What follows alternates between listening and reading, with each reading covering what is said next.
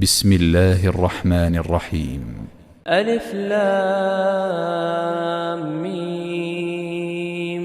تلك آيات الكتاب الحكيم، هدى ورحمة للمحسنين الذين يقيمون الصلاة ويؤتون الزكاة وهم بالآخرة هم يوقنون.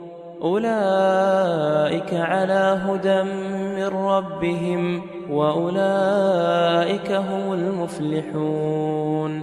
ومن الناس من يشتري لهو الحديث ليضل عن سبيل الله بغير علم ويتخذها هزوا، أولئك لهم عذاب مهين. وإذا تتلى عليه آياتنا ولى مستكبرا كأن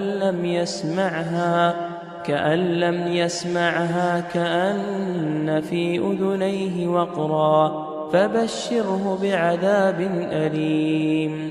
إن الذين آمنوا وعملوا الصالحات لهم جنات النعيم خالدين فيها، وعد الله حقا وهو العزيز الحكيم. خلق السماوات بغير عمد ترونها وألقى في الأرض رواسي أن تميد بكم وبث فيها من كل دابة، وأنزلنا من السماء ماء فأنبتنا فيها من كل زوج كريم.